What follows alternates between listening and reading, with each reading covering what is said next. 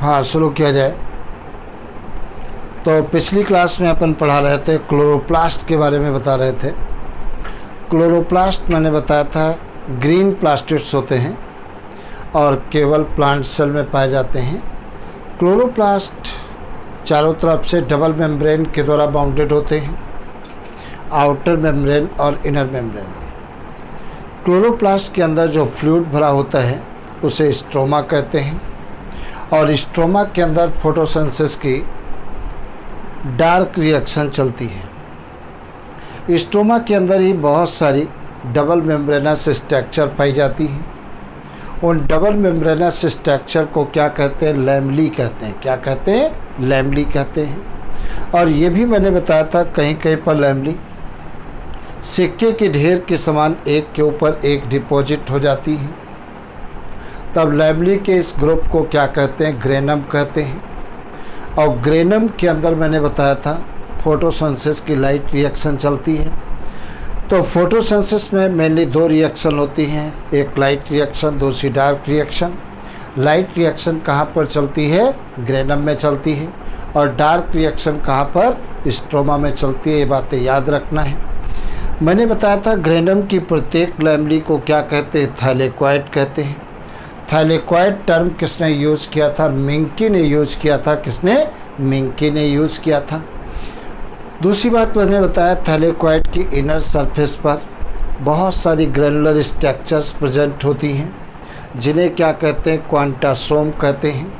और क्वांटासोम मैंने बताया था फोटोसिंथेसिस की यूनिट कहलाती है। क्या कहलाती है? फोटोसिंथेसिस की यूनिट कहलाती है। और एक क्वांटासोम के अंदर 230 क्लोरोफिल के मॉलिक्यूल पाए जाते हैं।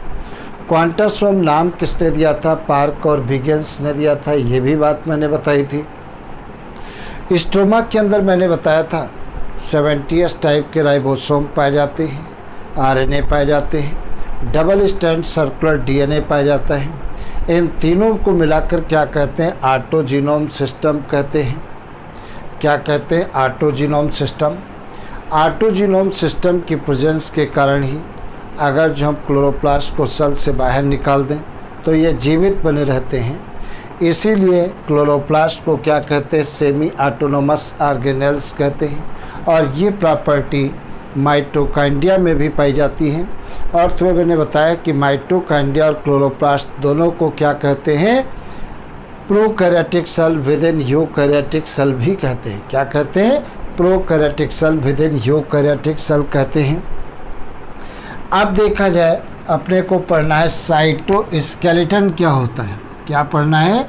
साइटोस्केलेटन पढ़ना है। साइटोस्केलेटन क्या होता है? सेल के साइटोप्लाज्म में प्रोटीन का बना हुआ एक फिलामेंटस नेटवर्क पाया जाता है जो सेल का क्या करता है? स्केलेटन बनाता है। मैंने बताया सेल के साइटोप्लाज्म में प्रोटीन का बना हुआ फिलामेंटस नेटवर्क पाया जाता है जो सेल का साइटोस्केलेटन बनाता है। और साइटोस्केलेटन सेल को क्या काम करता है? मैकेनिकल सपोर्ट प्रोवाइड करता है, मोटिलिटी प्रोवाइड करता है, maintenance of shape of the cell, cell के शेप को भी मेंटेन बनाए रखता है। तो मैंने बताया साइटोस्केलेटन क्या क्या काम करता है। मैंने बताया सेल के शेप को प्रोवाइड करता है, मैकेनिकल सपोर्ट प्रोवाइड करता है और मोटिलिटी में हेल्प करता है। ये सब काम किसके होते हैं? साइटोस्केलेटन के होते हैं। तो एक प्रोटीन का बना हुआ फिलामेंटस नेटवर्क पाया जाता है जैसे साइटोस्केलेटन कहते हैं। दूसरी बात देखा जाए राइबोसोम के बारे में। राइबोसोम के बारे में देखा जाए, इस पर क्वेश्चन आ सकता है। राइबोसोम प्रोकैरियोटिक और यूकैरियोटिक दोनों प्रकार की सेल में पाया जाता है।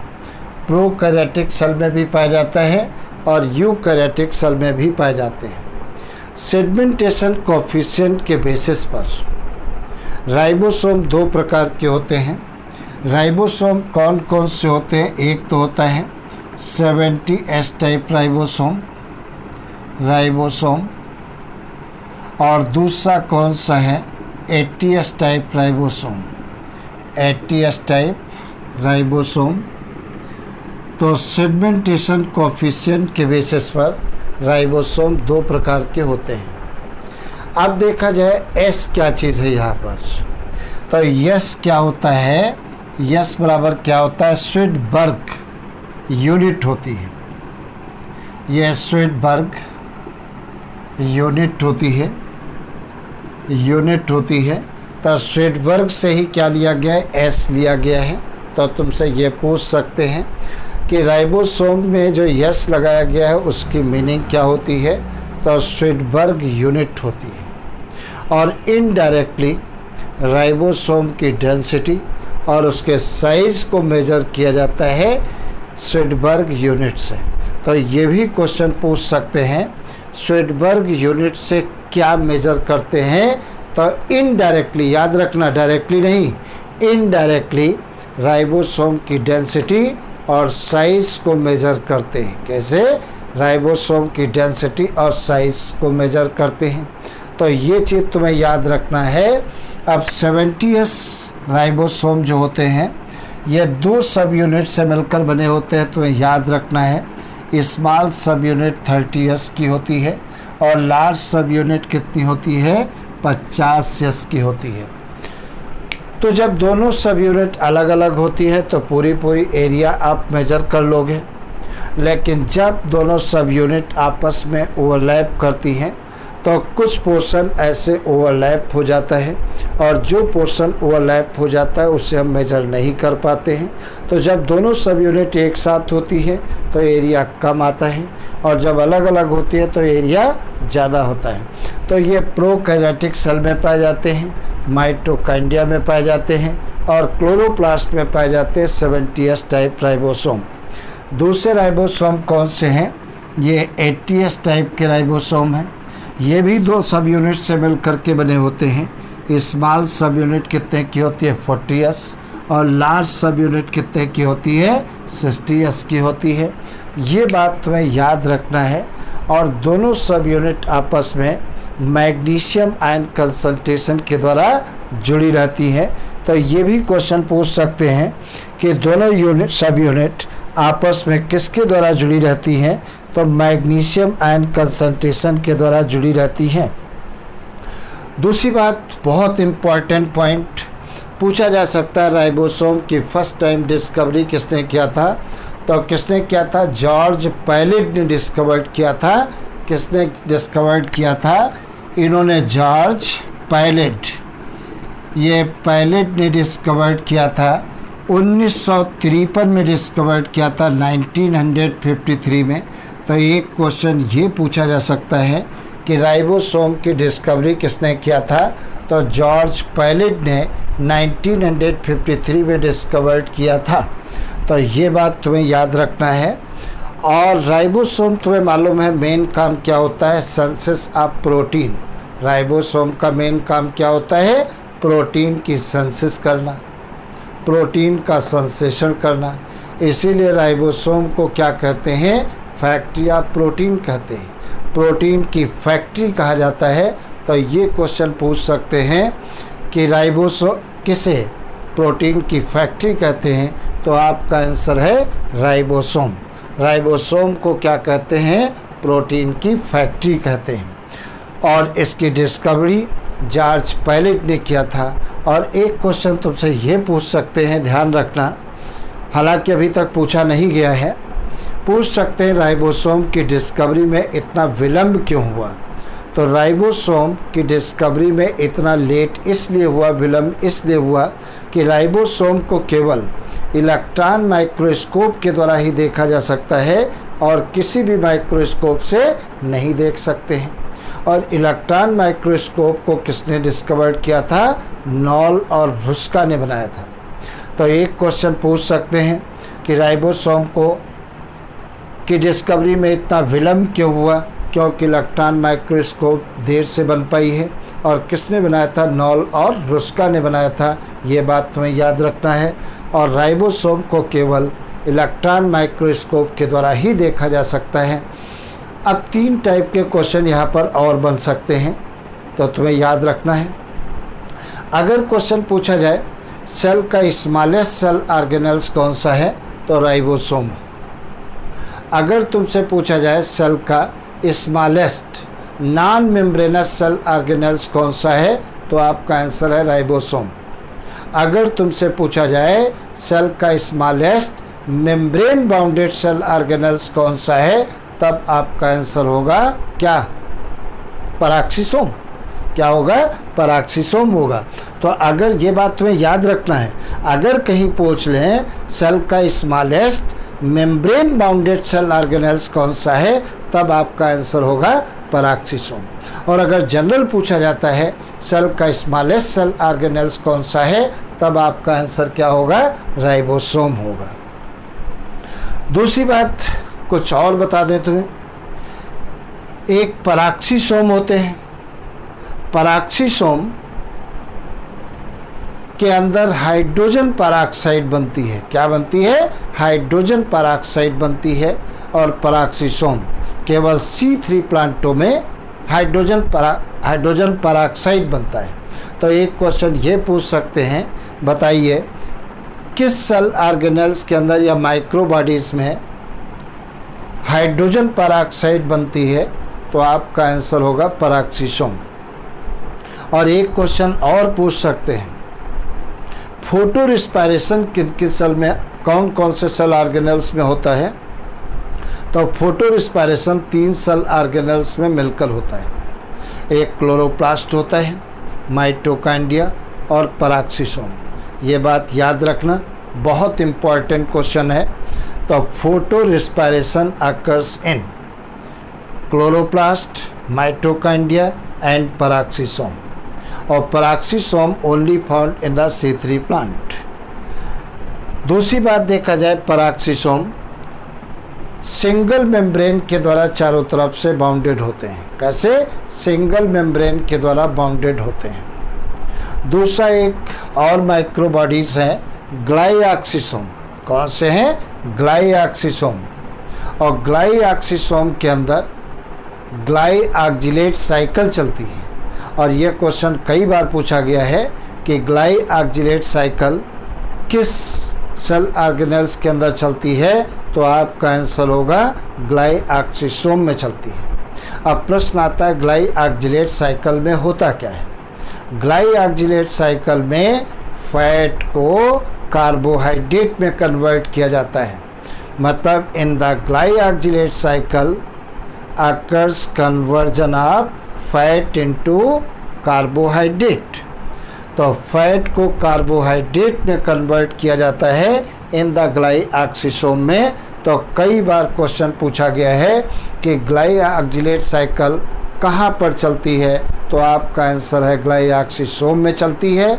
और दूसरा भी क्वेश्चन पूछ सकते हैं कि ग्लाइऑक्जिलेट साइकिल में क्या होता है, तो fat converted into carbohydrate. Fat को कार्बोहाइड्रेट में कन्वर्ट किया जाता है इन द ग्लाइऑक्जिलेट साइकिल।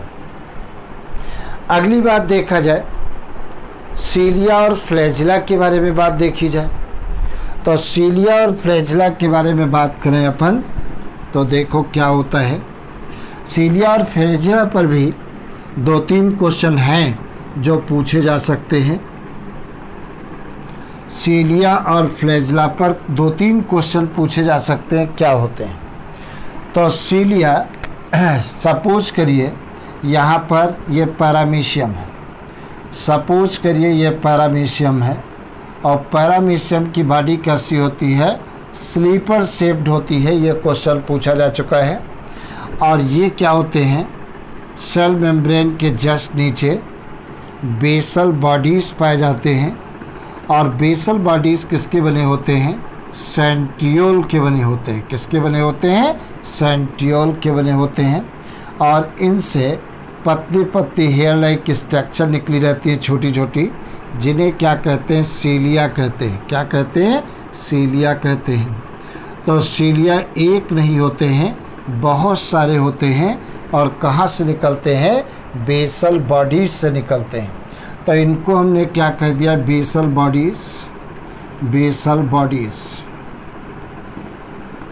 ये बेसल बॉडीज़ कहलाते हैं और ये क्या कहलाते हैं? सीलिया। ये क्या कहलाते हैं? सीलिया कहलाते हैं। और तुमको बता दें, क्वेश्चन आ चुका है, पैरामीशियम के अंदर 2 न्यूक्लियस पाए जाते हैं।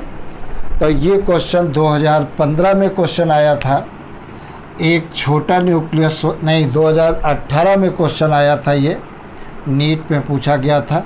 जो छोटा न्यूक्लियस होता है उसे क्या कहते हैं? Micro nucleus. Micro nucleus. और बड़ा जो न्यूक्लियस होता है उसे क्या कहते हैं? Macro nucleus. ये मैक्रो न्यूक्लियस कहलाता है। मैक्रो न्यूक्लियस जो होता है सेल की एक्टिविटी पर कंट्रोल करता है, सेल की क्रियाओं पर कंट्रोल करता है। और माइक्रो न्यूक्लियस जो होता है सेक्सुअल रिप्रोडक्शन में पार्टिसिपेट करता है। तो तुम्हें याद रखना है, पैरामीशियम में 2 न्यूक्लियस पाए जाते हैं। एक छोटा न्यूक्लियस जिसे माइक्रो न्यूक्लियस कहते हैं और एक बड़ा न्यूक्लियस जिसे मैक्रो न्यूक्लियस कहते हैं।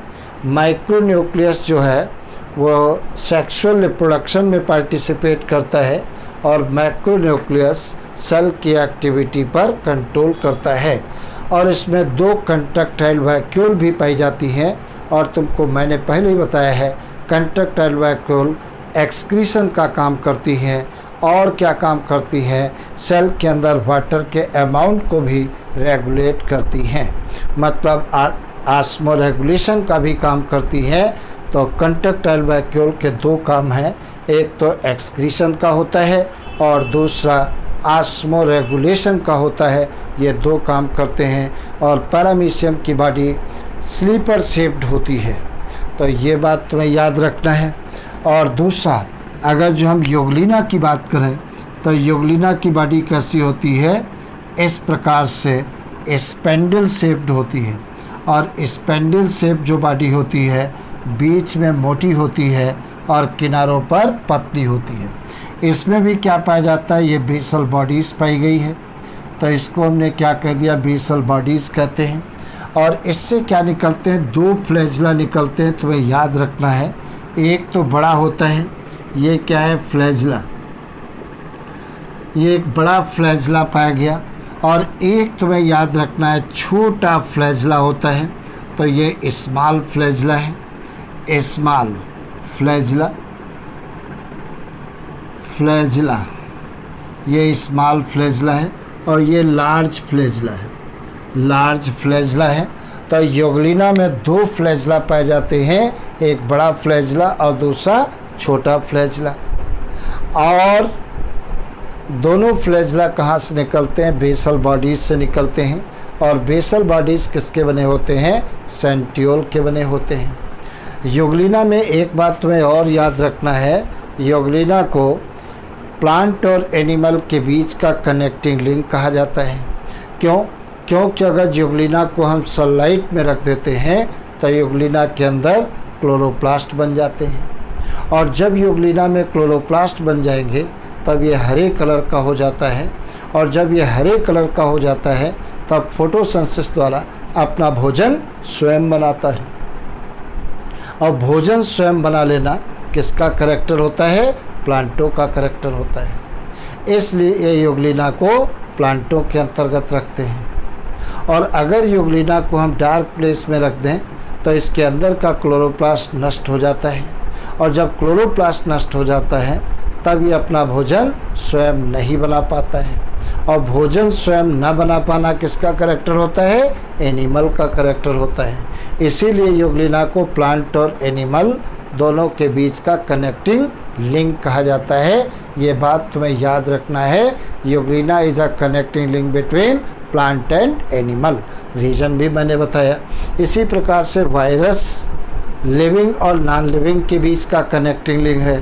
तो ये कनेक्टिंग लिंक पर क्वेश्चन नीट में पूछा जाता है। तो इसकी बॉडी कैसी होती है? स्पेंडल शेप्ड होती है। और इसकी बॉडी कैसी होती है? स्लीपर शेप्ड होती है। ये संख्या में फ्लैजला कम होते हैं लेकिन सीलिया संख्या में ज़्यादा होते हैं। और सारे सीलिया एक साथ कॉन्टैक्ट और रिलैक्स होते हैं। सारे सीलिया एक साथ कॉन्टैक्ट और रिलैक्स होते हैं और ये सीलिया हो चाहे फ्लैजिला हो, मूवमेंट में, लोकोमोशन में, स्विमिंग में हेल्प करते हैं, तैरने में मदद करते हैं। और तुम्हें मालूम है चाहे वो पैरामीशियम हो चाहे वो यूग्लिना हो, कैसा है, एक्यूटिक एनिमल्स होते हैं। और सीलिया और फ्लैजिला की स्ट्रक्चर एक जैसी होती है, इंटरनल स्ट्रक्चर एक जैसी होती है। सीलिया और फ्लैजिला कि अगर जो हम ट्रांसफर सेक्शन काट करके देखें तो 11 माइक्रोट्यूब्यूल्स होती है। 11 माइक्रोट्यूब्यूल्स में से 11 कहाँ पर होंगी, पेरिफेरल रीजन में अरेंज होती है और 2 कहाँ पर होंगी, सेंट्रल रीजन में पाई जाती है। इस प्रकार से 2 सेंट्रल रीजन में पाई जाती है और 11 कहाँ पर पाई जाती है, 1, 9 कहाँ पर, पेरिफेरल रीजन में, 2, 3, 4, 5, 6, 7, 8 और 9। तो ये इस प्रकार से ये कहाँ पर पाई गई, पेरिफेरल रीजन में, और ये आपस में जुड़ी रहती हैं। और ये तो सिंगल ही पाई गई हैं, 2 कहाँ पर पाई गई, सेंटर में पाई गई, और यहाँ पर ये डुप्लेट के रूप में पाई जाती हैं।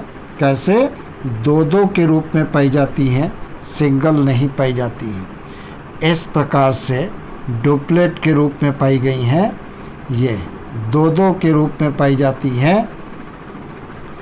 इस प्रकार से तो तुम्हें याद रखना है, ये सिंगल नहीं पाई जाती हैं, 2-2 के रूप में पाई जाती हैं। इस प्रकार से 2-2 के रूप में पाई जाती हैं। 2-2 के रूप में तो 1, 2, 3, 4, 5, 6, 7, 8, 9 हो गई। अब देखा जाए क्या होती हैं, ये एक दूसरे से ऐसे इंटरकनेक्ट भी रहती हैं, ये कनेक्ट भी रहती हैं। इन्हें लिंकर कहते हैं। क्या कहते हैं, लिंकर कहते हैं। तो ये लिंकर के द्वारा कनेक्ट रहती हैं और ये रेडियल स्पोक्स होते हैं। इन रेडियल स्पोक्स के द्वारा ये शीश से अटैच रहती हैं। इस प्रकार से रेडियल स्पोक होते हैं, इनसे ये अटैच रहती हैं। इस प्रकार से ये रेडियल स्पोक पाए जाते हैं। तो इस प्रकार से ये इंटरकनेक्टेड रहती हैं। तो इस अरेंजमेंट को क्या कहते हैं, 9+2 अरेंजमेंट कहते हैं। मतलब 9 माइक्रोट्यूब्यूल्स कहाँ पर पाई जाती हैं, पेरिफेरल रीजन में पाई जाती हैं, और 2 माइक्रोट्यूब्यूल्स कहाँ पर पाई जाती हैं, सेंट्रल रीजन में पाई जाती हैं। तो सीलिया और फ्लैजिला में माइक्रोट्यूब्यूल्स का अरेंजमेंट जो होता है 9+2 होता है। ये यूकैरियोट्स में पाया जाता है, लेकिन प्रोकैरियोट्स में ये अरेंजमेंट नहीं पाया जाता है। तो सीलिया हो या फ्लैजिला हो, दोनों की इंटरनल स्ट्रक्चर क्या होती है, एक जैसी होती है। और ये सबसे बाहर की तरफ ये सिंगल यूनिट मेम्ब्रेन होती है। तो 11 माइक्रोट्यूब्यूल्स पाई गई हैं। 11 माइक्रोट्यूब्यूल्स में से 9 माइक्रोट्यूब्यूल्स कहाँ पर पाई गए हैं, पेरिफेरल रीजन में, और 2 कहाँ पर पाई गई हैं, सेंट्रल रीजन में पाई जाती हैं। तो अरेंजमेंट क्या होगा, 9+2 अरेंजमेंट होता है। तो प्रोकैरियोटिक सेल के सीलिया और फ्लैजिला में माइक्रोट्यूब्यूल्स का अरेंजमेंट कैसा होता है, 9+2 का होता है यूकैरियोट में। और प्रोकैरियोटिक सेल्स में ये अरेंजमेंट नहीं पाया जाता है, जो कि तुम्हें ध्यान देना है। तो ये सीलिया और फ्लैजिला के बारे में मैंने बताया। इन पर क्वेश्चन आता है और तुम्हें बहुत अच्छे से तैयार करना है। तो आज की सेवा इतनी, फिर अगले दिन बढ़ाएंगे नई चीज़ें। इतना आप तैयार करें।